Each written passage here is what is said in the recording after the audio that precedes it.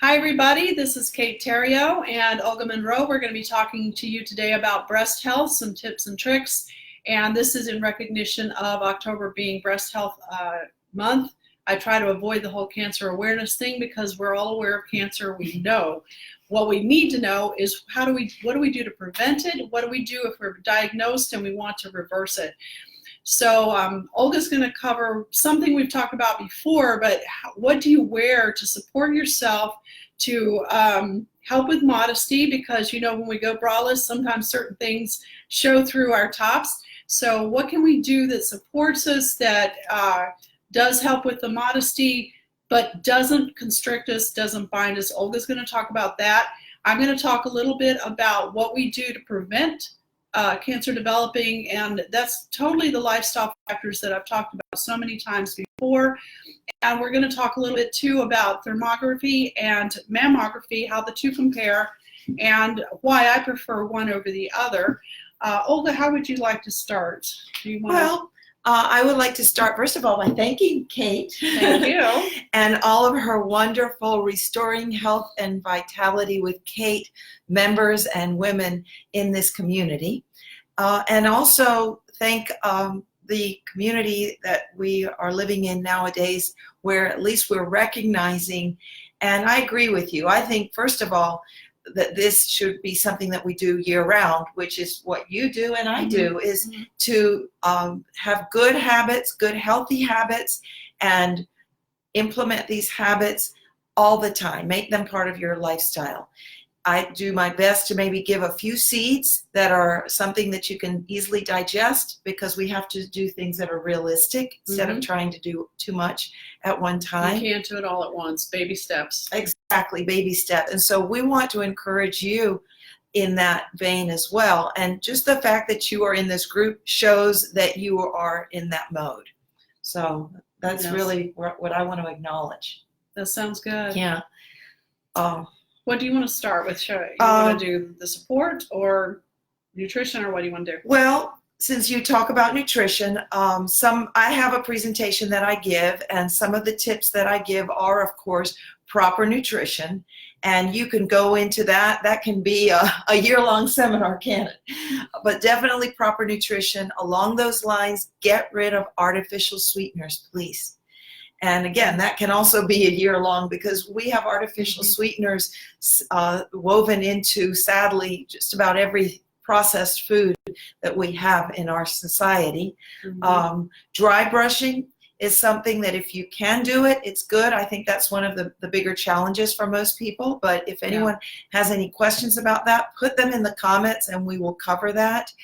And then the other piece is to please get rid of your underwires. As young women, a lot of us, and when we first got fitted for bras, we were introduced to underwires, if not at first, as we developed. And those underwires are not necessarily the best for us. The lymphatic system is a very sensitive area of our body. I have been told that there's actually more lymphatic fluid in our body than there is blood. Quite a bit. Okay, so it's an extensive system that most people aren't aware of. And actually, let me digress a little bit, because our lymph nodes are all along this area, and that's where we put our deodorant on, under our arms. So if I can encourage you to get rid of any deodorant that has aluminum in it. I want you to please make that a big takeaway for yourself, because you're depositing aluminum into the area where your lymphatic nodes are, the entry to your lymphatic system. And I would let the doctor, or not doctor, but the expert, say more about that. But that's another very important tip. Right. And I'll tell you, I've been trying to find a natural deodorant that works for me. You're really going to have to avoid the antiperspirants, because that's what contains the heavy metals. And you're going to try to find a good deodorant. And honestly, I've had some trouble. In my home, we've been testing various natural products. What we have found, the best one so far, it's called Thai crystal spray. You can get the actual crystal. I know everybody's heard of the deodorant crystals, and you get them wet and rub them on. But the the spray is just a quick spritz, 3 or 4 spritz under each arm, and it really works. This is the first one I found that works all day. And to be honest, I had tried several other products. I've tried Jason's. I tried Tom's, and then I realized propylene glycol was the first ingredient. That's a no-no. That's a bad chemical. So I've tried doTERRA, which I hate to diss them, but I itch when I use doTERRA's deodorants. The Jason's didn't work all day for me when I was going to bed at night. I shower in the morning, so when I was going to bed at night, I was like, oh my goodness, my deodorant didn't work all day. But this one is spelled like Thailand, Thai, and the Thai crystal deodorant for me is working very well. Just throwing that in right quick. I'll mention Arm & Hammer. We're not here to sell anything. We're here to help. But I've used Arm & Hammer baking soda for years. But I'm not going to try yours as well because I perspire a lot. Yeah. Which is actually good for you. Perspiration is good for you. I'm a hot yoga teacher, and I encourage perspiration, but we have to live. Well, that's detoxing. When you're perspiring, you're detoxing. You're actually allowing your body to eliminate the toxins that are in your system. So you do want to give yourself that opportunity to perspire. Right. So along the lines, though, of getting rid of underwire, I want to introduce to you a product that I represent, and it's called Ruby Ribbon. Ruby Ribbon is a company, and we make bra replacement camisoles and demiettes. The item that makes us the most different is not only the shape and the construction, but also the compression. Because a lot of women will say, oh my goodness, how can anything support me when there's no underwire, you know? Mm-hmm. And so what will support you is the shape of it, the structure, as well as the fabric. I'm holding up the original full support camisole, and you can see that it's got an area for your cups. This is variable compression, and this is what will adapt to any cup size. We don't actually categorize into cup sizes. Mm-hmm. We divide it into light support and full support, and I'm showing you a full support because so many of us do want that extra support, not only in our breasts, but also in our back. These styles have a wonderful back panel. I think you can see the difference in the shading of the garment where you can see this back panel, which is one of the reasons that I got into it as a yoga teacher. I recognize how it encourages proper alignment and encourages proper posture for all of us. Yeah. And you know, I'm the person who tells it like it is. So as you're looking at the garment, and you might be wondering, well, how does that key be supported? What I want to tell you is once you put this on, and you do pull it up from your feet up for the full cami, once you put it on, you adjust your breasts into the place where you want them to be, so you can be a whole lot perkier than you might be with your regular bras, and your breasts will stay in those places all day in this garment. One more thing I wanted to mention too, if you're heavy, I'm quite blessed. Let's just put it that way. I'm quite blessed. And I have found, even with underwire bras, that I will begin to slide out of my bra. And in order to prevent that, I've had to hook the bras quite tightly, which, again, that's the problem with the bra, is that you're so bound and constricted, and you're constricting your lymph system. But I have found that I still slide out even with an underwire. So with the Ruby Ribbon, that does not happen. Everything stays where it's supposed to stay. It's comfortable like wearing a camisole, not like wearing a bra. And we have them in both long and short. This is what we call the demiette. And the demiette has the cups. It also has the back support, as we showed you in the longer ones. All of them have a gripper edge, which keeps it down. As Kate mentioned, you step into it. And when you step into it, this gripper edge is going to hit you either around the hip area or around the underneath the girls, and it will keep the garment down. And by stepping into it, you're also working against gravity. Yes. So it's bringing everything back up, and it's going to be able to support you. The only way to, I think, really believe it is to try it. Yeah. You know, and that's what I'm available for, is I will message with you. I like to talk with you. I'm a people person, so I like to either talk with you on the phone or even do some kind of a visual internet chat where we can see each other and I can see your body shape. The most important thing is whatever works for you, to be able to get you out of that underwire and into something much healthier, more comfortable. The fabric wicks, and that's very important as well, because a lot or I will ask if they're hot. I can't put a fan inside. I can't change your regular body temperature, but what I can offer you is that perspiration will be pulled away from your skin.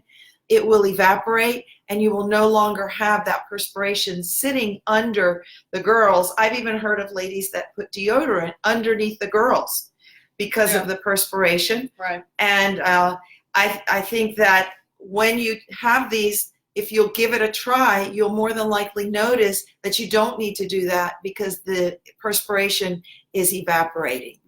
I've been highlighting the special colors. We, in October, do a very special breast cancer awareness push where we give a certain % of our proceeds to breast cancer organizations to encourage and support research.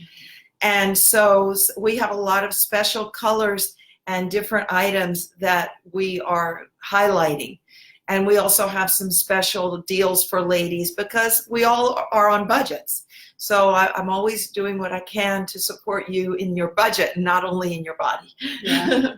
Well, I want to jump off something you said earlier about nutrition, and you were talking about not using artificial sweeteners. Absolutely not. They're neurotoxic and they cause weight gain. So, I can go into detail about that on another live at some point. But one of the things I like to say is nothing in a box. Olga, you mentioned processed foods, and predominantly processed foods are in boxes or packages. So I like to tell my clients, don't buy anything in a box. Don't buy something that's been processed and has all these chemicals in it, frequently has either GMO sugars or it has the artificial sweeteners. It almost always has some kind of wheat or gluten product in it. None of it is healthy. When we're going to talk about foods and the basic lifestyle factors to prevent cancer, you really just want to buy real foods, buy whole foods. Just go around the perimeter. You've heard this teaching before, shop the perimeter of the grocery store. That means get good produce in the produce department. If you can afford it, get organic. You can always refer to the EWG, Environmental Working Group list, and they will tell you the dirty dozen and the clean 15. So if you can't afford all organic, refer to those lists so that you can pick the best produce that you can afford. Continue around the store to your seafood and your meats. Again, buy wild-caught seafood. Do not buy farm seafood.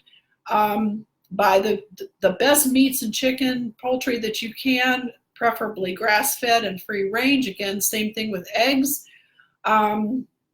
And pretty much avoid all the center aisles. There's nothing on those center aisles that's really healthy or good for you except a few condiments. Even canned vegetables I don't recommend because of the BPA lining in the cans. That's toxic. You can buy frozen vegetables. Those are very good because they're typically even fresher than the fresh produce because they're picked and they're frozen immediately. So they've retained more of their nutritional value than when you buy them fresh in the produce department. So that's a real quickie on how to address your food issue. And I want to touch right now too, because it relates to this. A lot of women have been scared by the information about the BRCA gene. And if you have that gene that, oh my gosh, you're at risk for cancer. I want to remind you that any genetic factor you have only plays about a 20% role in any kind of disease onset. So if you have the BRCA gene, you do not need to freak out. You do not need to be afraid. Additionally, there has been some studies done that show that it may have a beneficial effect. So the primary thing, though, is if you are addressing your lifestyle factors, you are eating well, you're eating clean foods, you're getting enough sleep, you're getting some kind of active movement at least 3 to 4 times during the week.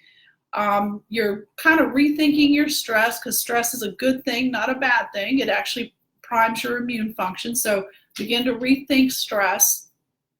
If you're doing all these things, you're not going to flip those BRCA genes on towards cancer. The relatively new field of epigenetics, it's been in, I guess, discovered or whatever for about 20 years. We see now that genes can be flipped on and off. So if you have a BRCA gene issue and you're addressing your lifestyle factors, you do not need to worry about it being flipped on to create cancer. And that's true for any gene. If, you know, we look at our family history and say, oh, well, diabetes runs in my family, or cancer, or heart disease, whatever. You're not going to flip those genes on for those various illnesses if you're addressing your lifestyle factors.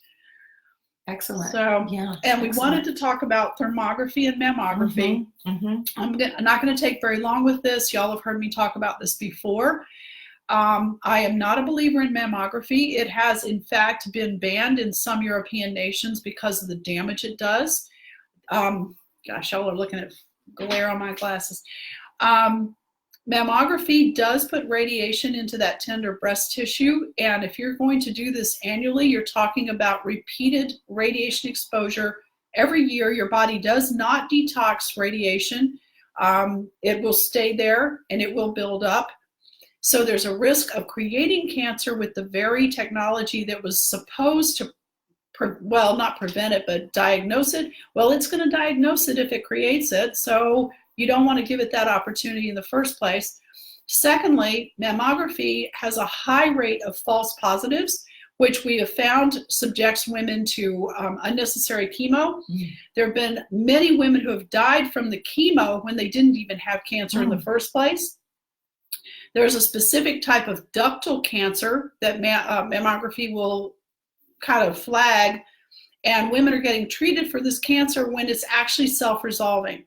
This particular form of ductal, I can't remember the exact name, sorry, but it's a particular ductal cancer or tumor that shows up, and it is often just self-resolving. And yet women are undergoing chemo and literally dying from the chemotherapy, not from the cancer. So those are some objections that I personally have. I do not do mammography. I do thermography. I started that about, I guess, 9 or 10 years ago. And because I'm low risk, I don't go every year for thermography. With thermography, there's no compression. There's no even touching your body. And I'll tell you very quickly how it's done. You undress from the waist up. You put your hands in ice water for a minute, and that's the worst part of the whole procedure, is having your hands in ice water for a whole minute, because believe me, it starts being painful after that length of time. But that cools your blood down so that when they train the camera towards your body, it can pick up what are true hot spots, because you don't want any fake hot spots, obviously. So the ice water is to make sure that your blood flow is cooled down at least to a normal body temperature. Then when the camera is focused on your chest area, you basically get a full frontal. You turn a little bit to one side, a little bit to the other side, and they're taking film all this time. You put your arms up over your head, and they do the same thing, all three views. And that gives them any hot spots will highlight in orange or red. So you've got coloration from blue and green up into yellow, white, orange, red, like that. And typically, a good provider will have you do it 1 year and then come back the second year in order to establish a baseline. Now, if you have any hot spots that are of concern, they will typically send you to a breast specialist, and you should, at that point, get an ultrasound, not a mammo, get an ultrasound and a thorough breast exam from a breast specialist. And I actually had to do that with my first thermography because there were hot spots and they didn't know if it was just my norm. So we went through that process. There were no problems. The second year, the same kind of warm areas showed up, and we know that that's my baseline. So I go about probably every 3 to 4 years to have a thermogram done. And I'm going to post links about this information about the thermography and the mammography when we get done and I get home and get back on my computer, because I'm in Olga's lovely home right now. Did you want to add anything to that? And she's got pictures. Yes, I do have pictures. I have some before and afters of one of my clients that was able to come out of a very dangerous situation with most of the tips that we've shared with you today. She actually became a Ruby Ribbon stylist because of her discovery and what it meant for her life. Yeah. So that's really what I want to add is to, and I want to encourage you to shop my site because of the fact that you'll be able to see how easy it is to be able to liberate yourself from uncomfortable undergarments. My site is www.hatemybra.com, so that should be an easy one to remember. And just encourage you to ask questions. This is a very private, small space where you don't have to worry about any discretion of leak of confidence or anything. We're here to serve and help you. And when one rises, we all rise together. That's right. So we just want to be able to share our discoveries with you and have you be healthy and happy as well. And if you want to maintain your health and make sure that you don't have a risk of cancer developing, or if you've already been diagnosed and you want to know what to do to start reversing that disease process, I'm always available. I do 15 to 20-minute discovery calls or an introductory call, and we can talk about what your goals are and what your needs are and whether you feel comfortable working with me, and then we can take it from there. Thank you for listening. Thank you for tuning in. Can we say hi to Debbie, Christina, Trisha, Lucy, and Rose? Nice to see you. Thanks, guys. Have a beautiful day. Bye. Bye.